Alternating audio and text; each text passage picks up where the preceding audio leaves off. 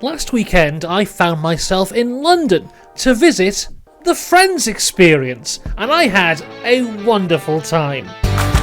But whilst I was there, I noticed there was an F1 exhibition going on, and I thought to myself, if I get tickets to this, I can claim them back on business expenses. So here's a video all about my wonderful time at the Formula 1 exhibition.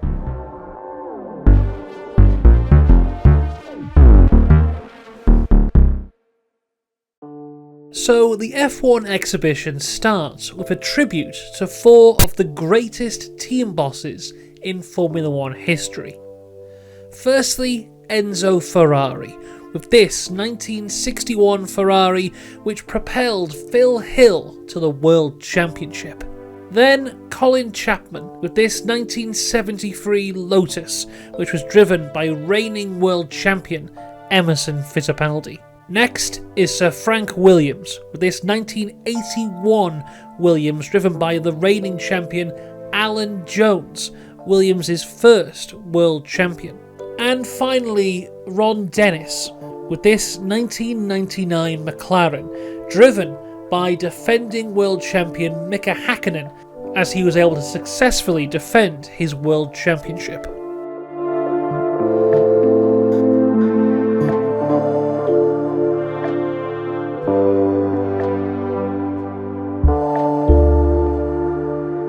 And then in the next room is this.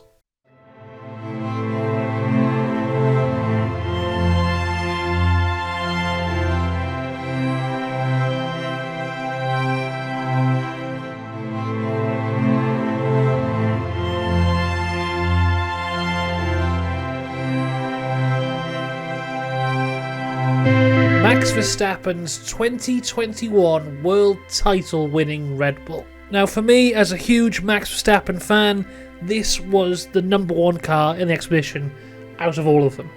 The 2021 season is one of the greatest and most competitive in F1 history, and a season that had me absolutely gripped from start to end, where my mood within the week would depend on who had won the race on Sunday. So to see the car that I had put so much investment into in real life is emotionally undescribable.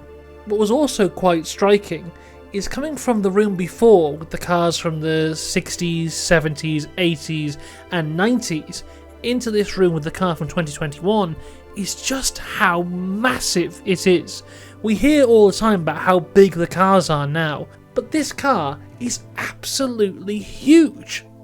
If you just look at the area for where the legs go, if you compare this to the Williams, it's about double the size.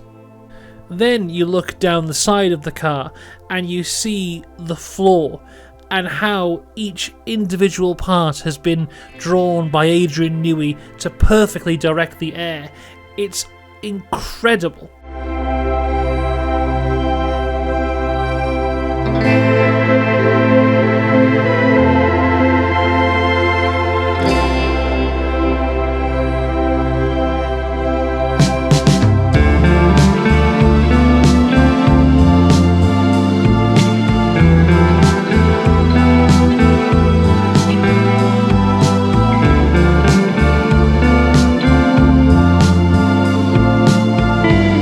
Then in the next room we got to see this, which shows us not just the evolution of the safety gear in Formula 1 history, but also how the seating position has changed throughout the decades.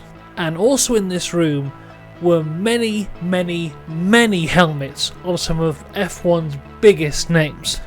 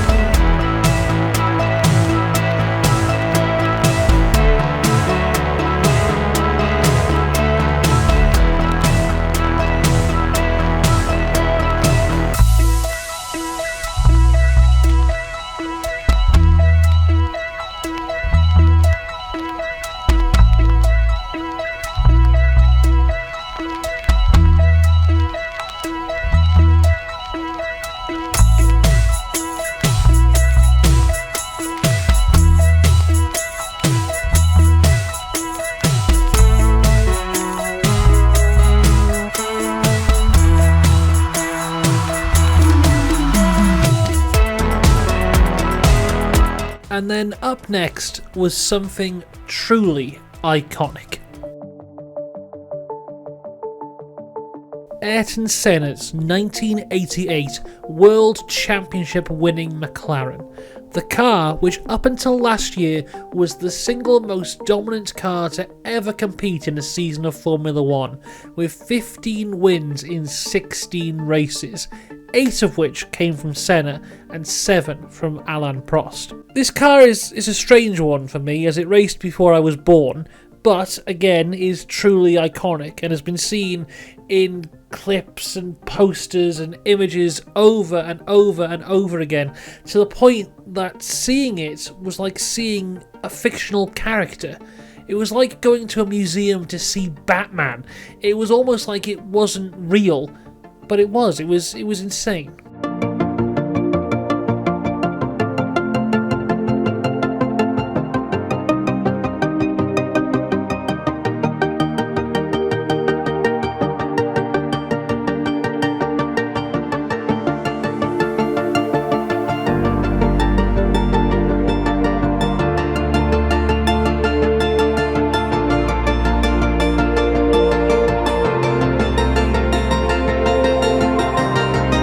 Also on display in this room is this, Lewis Hamilton's 2018 Mercedes. The car he used to get 11 wins in the season and go on to get his 5th Formula 1 World Championship.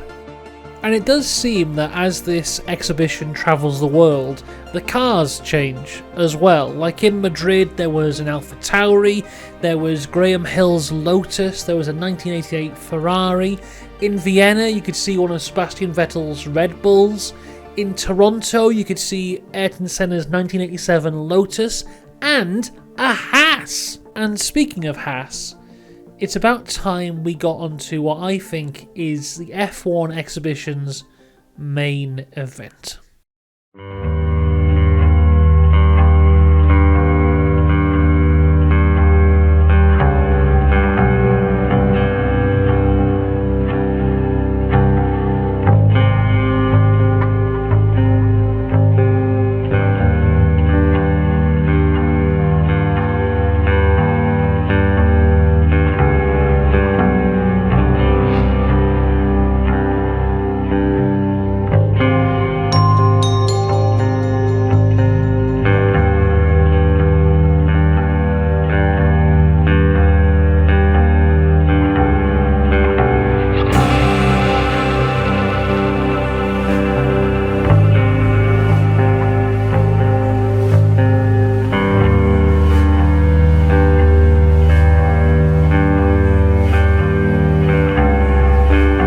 This is what remains of the car that was involved in Romain Grosjean's horrific crash at the 2020 Bahrain Grand Prix. An event that I remember watching live and thinking that I'd just seen someone pass away, but by some miracle he was able to jump out of the flames. Seeing it live at the time was insane. But then to be this up close and personal with the car itself and to see the damage that this car went through, it makes it even more shocking that Romain Grosjean today only suffers from a few burns on his hands. It's unbelievable. And it's another thing that goes to show just how far F1 has come in terms of safety, that we can have these kind of crashes and the driver is okay. It's mad. But it just goes to show that all the hard work that everyone's put in over the decades has paid off. So there you go, that was the F1 experience. I really enjoyed it. A really fun museum. There's also lots of videos and stuff going on the walls as you go around, and they give you headphones at the start, and you have to try and aim your remote at the buttons to try and hear the videos, and they're really detailed, and they've got, you know, all the drivers who were there who are still alive. They talk about what happened in the races, and you get stuff from team principals and pundits and whoever it might be. It's really, really good. I would definitely recommend it. As this continues, it seems to tour the world. It's a great little thing that F1 is doing, and well worth your time if it comes to somewhere near you.